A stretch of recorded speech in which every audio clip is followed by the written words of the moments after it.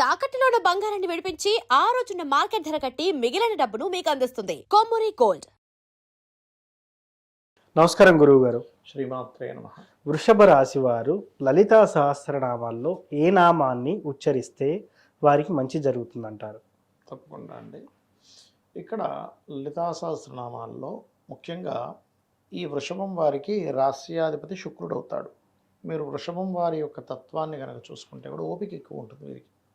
చాలా ఓపిక ఎక్కువ ఉంటుంది. వీళ్ళు ఆలోచించకుండా అయితే మాట్లాడరు. వీళ్ళ వాయిస్లో కూడా ఒక బేస్ ఉంటుంది వృషభం వారికి, మీరు కనుక గమనించినట్లయితే. పర్టికులర్గా జెంట్స్కి. లేడీస్కి వాళ్ళకి సహజంగానే కొంచెం సౌమ్యమైన గొంతు ఉంటుంది కాబట్టి అది వేరు. అయితే బేస్ ఎక్కువగా ఉండేటువంటిది. వీళ్ళకి ఏంటంటే వీళ్ళు ఎక్కువగా విష్ణు అవతారం ఉండేటువంటిది. వృషభ రాశి వారు అంటే నారాయణి నాదరూప అనే నామం ఉంటుంది. ఓం నారాయణియే నమః అని చేసుకున్నా సరిపోతుంది. ఓం నారాయణియే నమః ఇది చేసుకోవచ్చు లలిత సహస్రనామాలో వీళ్ళు ఎక్కువగా. అయితే ఇక్కడ ఏంటంటే వీళ్ళు ఇంట్లో ఈ బిల్వపత్రాలు ఉంటాయి కదా, బిల్వపత్రాలు ఒక్కొక్కటి వేస్తూ చేస్తే కూడా చక్కటి ఫలితాలు ఉంటాయి. వీళ్ళకి ఏంటంటే మనం ఏదైనా సరే ఒక నామం మంత్రం చేస్తున్నప్పుడు మన పర్సనల్ చార్ట్లో పూర్వజన్మ కర్మ దేనికి సంబంధంగా ఉంది ఆ సంబంధించినటువంటి దానం ఇస్తూ ఉండాలి ఎప్పుడు కూడా. అంటే వీళ్ళు ఎక్కువగా శనగలు ఎక్కువగా దానంగా ఇస్తూ ఉండాలి. గోశాలకు వెళ్ళి గోవులకి అరటికాయలు తినిపిస్తూ ఓం గోమాతి అయి నమః అని చెప్పి అనుకున్నా సరిపోతుంది. అంటే వాళ్ళు ఎక్కువగా గోసేవలు చేస్తూ ఉంటే వీళ్ళ పూర్వజన్మ తగ్గుతుంది. నారాయణి అంటే అమ్మవారు నారాయణి అంటారు. అంటే ఏంటి, వాళ్ళిద్దరూ కూడా అన్నా చెల్లెళ్ళు కాబట్టి ఓం నారాయణి అయి నమః అని కూడా అనుకోవచ్చు చెప్పాలంటే. అదేవిధంగా అమ్మవారి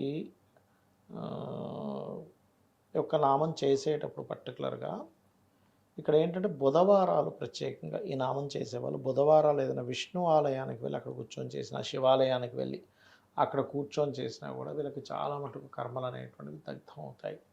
దీంతోపాటు పంచమ స్థానంలో ఏదైనా గ్రహం ఉందో చూసుకోవాలి ఎప్పుడు కూడా. మనం పంచమ స్థానం ఈజ్ మంత్రస్థానం. పంచమాధిపతిని బట్టి మనం మంత్రం తీసుకోవాలి. అదేవిధంగా పంచమంలో ఏదైనా గ్రహం ఉంది, ఎగ్జాంపుల్ కేతువు కూడా ఉన్నాడు అనుకోండి, అప్పుడు ఆ వ్యక్తి మంత్రం తీసుకోవడానికి చాలా ఆటంకాలు జరుగుతాయి. ఇప్పుడు మనం యూట్యూబ్లో చెప్తున్నాము, ఈ చెప్తున్నటువంటిది వాళ్ళు విని చేద్దామన్నా కుదరదు ఒక్కోసారి కేతువది ఉన్నప్పుడు. అప్పుడు గణపతిని చేసుకుంటే కానీ వాళ్ళకి ముందుకు కదులుదా మంత్రం అనేటువంటిది. అలాగే ఇప్పుడు లలితాసహస్రనామాలంటే మామూలుగా యూట్యూబ్లో విని చేసుకోవచ్చు, తప్పులేదు. కానీ చాలామంది మనకి దాని ఏమంటే ఖడ్గమాలు చేస్తూ ఉంటారు. ఉపదేశం లేకుండా ఖడ్గమాలు చేయకూడదు. ఓకే, దేవి ఖడ్గమాల ఉపదేశం చాలా మంది చెప్తారు కదండి, చదువుకోండి అని చెప్పేసి. ఉపదేశం లేకుండా చేయకూడదు. ఎందుకు అంటే శ్రీచక్రంలో ఎక్కడెక్కడ ఏ దేవతలు ఉంటారంటూ చేసే పూజ కార్యక్రమం అది. మరి ఉపదేశం లేకుండా ఎలా చేస్తారు? లలితా సహస్రనామానికి ఆ ఇబ్బంది ఏం లేదు, చేసుకోవచ్చు. ఎవరైనా డైరెక్ట్గా చేసుకోవచ్చు. లలితా సహస్రనామాలు వీళ్ళు ఎక్కువగా బుధవారము శుక్రవారము రోజు చేస్తే చాలా మంచిది.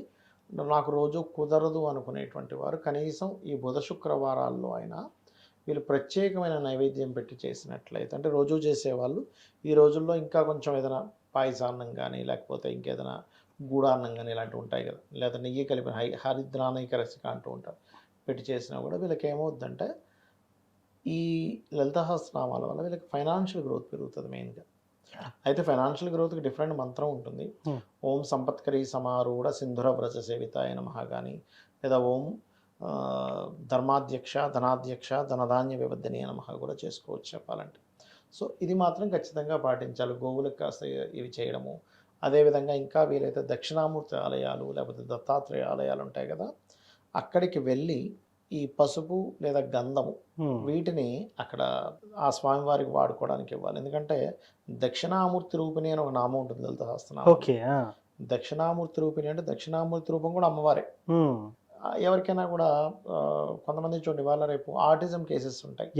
ఇప్పుడు ఇదే వృషభ లగ్నంలో పుట్టినటువంటి వారికి పంచమ స్థానాధిపతి పాడైపోయాడు అనుకో, అంటే పంచమాధిపతి వాక్కారకుడు ఒక్కడే అయ్యాడు ఇక్కడ, అంటే బుధుడు అయ్యాడు. దాంతోపాటు గురువు కూడా పాడయ్యాడు అనుకోండి, ఓం దక్షిణామూర్తి రూపిణి అయి నమః అనుకోవచ్చు. ఓకే.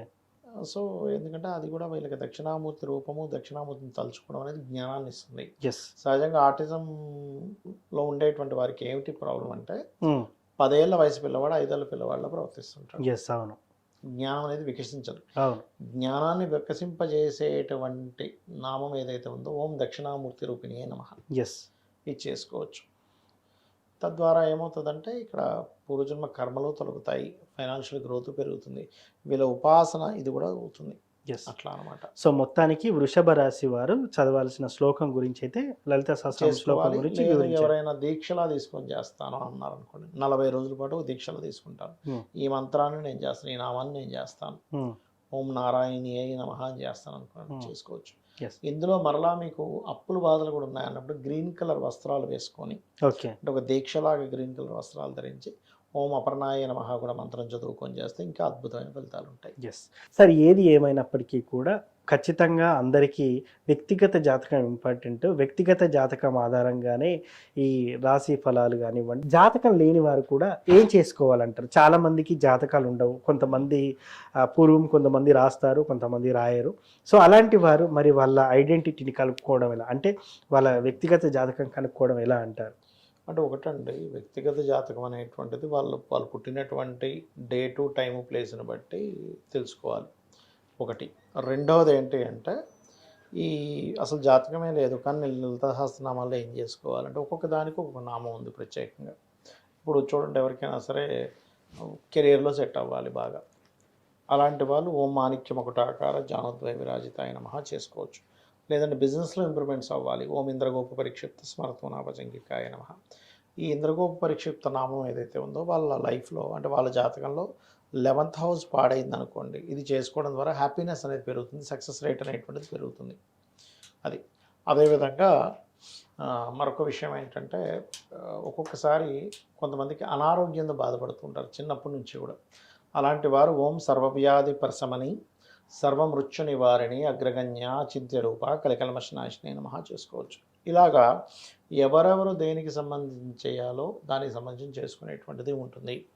అదేవిధంగా మరి కొంతమందికి ఫైనాన్షియల్ ఇబ్బందులు ఉంటాయి, అలాంటప్పుడు ఓం ధర్మాధ్యక్ష ధనాధ్యక్ష ధనధాన్య వివర్ధిని నమః. అంటే ఇక్కడ ఏంటంటే వ్యక్తిగత జాతకంలో కనుక 2వ భావం పాడైంది అంటే ఫైనాన్షియల్ హౌస్ పాడైంది, అప్పుడు ఈ ధర్మాధ్యక్ష కానీ లేకపోతే ఓం సంపత్కరి సమారూఢ సింధుర ప్రజ సేవితాయ నమః కానీ చేయొచ్చు. ఇలా ఏంటంటే ఒకటి, ఇక్కడ చాలామంది ఇప్పుడు మీరు అడిగినట్టు కొంతమంది ఎట్లా అడుగుతారంటే, ఏమంటే నేను ఎప్పుడు పూజలు చేయను కానీ ఇప్పుడు నాకు కష్టం వచ్చింది కాబట్టి దేవతను వెళ్ళి అడిగితే నేను స్వార్థం కోసం అడిగినట్టు ఉంటుందేమో అనుకునే వాళ్ళు చాలామంది ఉన్నారు. ఎస్, అవును. నేనేమంటానంటే, ఒక తల్లికి బిడ్డలు ఉన్నారు, 4 బిడ్డలు ఉన్నారు. ఒకవాడు తల్లితో పెద్దగా కనెక్టివిటీలో లేడు, మిగతా 3 బాగానే ఉంటారు. కానీ వీడికి ఆకలేసింది, ఎవరిని అడగాలి? తల్లినే అడగాలి. తల్లి ఏమైనా నువ్వు సరిగ్గా కమ్యూనికేషన్స్లో లేవు కదా నీకు పెట్టని అంటుందా? అన్నది కదా, అన్నది కదా. అందుకని తల్లిని అడగడంలో తప్పు లేదు. అయితే నువ్వు అడిగేటువంటి దానిలో ధర్మబద్ధమైంది అయి ఉండాలి ఆ కోరిక. పక్కవాడికి పోవాలి, జాబ్ పోవాలి, ఆ జాబ్ నాకు రావాలంటే ధర్మబద్ధం కాదు. అంతే కదా. నేను పడుతున్నటువంటి కష్టానికి నాకు మంచి ఉద్యోగం ఇవ్వు, అది ధర్మబద్ధం. అలాగా చాలామంది ఏంటంటే కొన్ని నేను మొన్న కూడా ఒక జాతకం చెప్పినప్పుడు అతను అదే అంటున్నాడు, ఏమన్నా సార్ నేను ఎప్పుడు చేయను, ఇప్పుడు చేస్తుంది ఏదో దేవుడిని స్వార్థంతో అడిగినట్టు ఉంటుందేమో. అలా అనుకుంటాడా సార్ దేవుడు? అనుకోవడం. ఎందుకంటే తల్లి ఎప్పుడైనా అనుకుంటుంది, అనుకోదు. వీడి స్వార్థంతో నన్ను అన్నం పెట్టమని అడుగుతున్నాడు, వీడి స్వార్థంతో నన్ను కూర వండమని అడుగుతున్నాడు అనుకుంటుందా? ఆనందంగా పెడుతుంది. ఇంకా అవును, అరే ఇంకో ముద్ద వేసుకోరా అని పెడుతుంది. అలాగే భగవంతుడు కూడా నీ యొక్క కోరిక కనుక ధర్మబద్ధమైంది అయితే ఆనందంగా ఇస్తాడు, నీ కోరిక ధర్మబద్ధమైంది కాకపోతే ఇప్పుడు అనడానికి రామాయణంలో ఒక వృత్తాంతం కూడా ఉంటుంది. ఒకసారి బ్రహ్మగారు అంటే మన ఈ రావణాసురుడు, మన శూర్పణఖ, అదేవిధంగా మన రావణాసురుడు యొక్క తమ్ముడు కుంభకర్ణుడు, సుగ్రీవుడు, వీళ్ళ 4 బ్రహ్మ కోసం తపస్సు చేస్తూ ఉంటారు. బ్రహ్మగారు ప్రత్యక్షం అవుతారు. ప్రత్యక్షమే శూర్పణఖ ఏదో కావాలంటే ఇచ్చేస్తారు. దాని తర్వాత రావణాసురుడి దగ్గరికి వస్తాడు. రావణాసురుడి దగ్గరికి వస్తే రావణాసురుడు నాకు పలానా అది కావాలి, ఇది కావాలి, నేను ఎప్పుడు బతికే ఉండాలంటే అది ఇవ్వడం కుదరదు అంటాడు. ఎగ్జంప్షన్ అంటే మనుష్యుల చేతిలోని లేకపోతే వానరుల చేతులు తప్ప మిగతా అన్ని కోరుకుంటాడు. అందుకే నారాయణుడే మనుష్య రూపం దాల్చి చంపేశాడు రాముడి రూపంలో. ఇక సుగ్రీవుడి దగ్గరికి వెళ్ళినప్పుడు సుగ్రీవుడు ఏం చెప్తాడంటే, నేను ఉన్నంతకాలము, జీవించినంతకాలము ధర్మాన్ని నేను తప్పకుండా చూడు స్వామి అని అడుగుతాడు. అప్పుడు బ్రహ్మగారు మెచ్చుకొని చిరంజీవత్వం ఇస్తాడు. ఇక్కడ రావణాసుడు అడిగినా ఇవ్వడు, అలా ఇవ్వకూడదు అంటాడు, కానీ ఇక్కడ ఇస్తాడంటే దాని అర్థం ఏంటి? ధర్మానికి ముడిపడి ఉంటే, నువ్వు ధర్మంతో కనెక్ట్ అయి ఉంటే భగవంతుడు మెచ్చి నీకు ఇస్తాడు. మరలా ఇక్కడ కుంభకర్ణుడి దగ్గరికి వెళ్తుండేసరికి దేవతలందరూ వచ్చి బ్రహ్మను పట్టుకుంటారు. అయినా వాడు ఇప్పటికే మేము చచ్చిపోతున్నాం, వాడు బాడీకి అది, ఉమ్, మీరు మళ్ళీ వరాలు ఇస్తే ఇంక మేము ఇంక భరించలేము, ఏదో ఒకటి చేయండి అంటే నన్ను ఏం చేయమంటారు?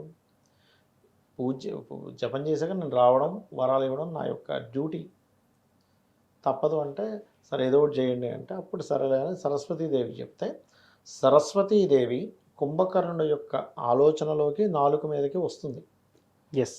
వచ్చి ఇతను ఏం వరం కావాలంటే ఆవిడ మార్చేస్తుంది. ఎట్లా అంటే నిద్రపోయేలా చేయి, మంచి నిద్రపట్టేలా చేయి స్వామి అని. తదాస్తు అంటాడు.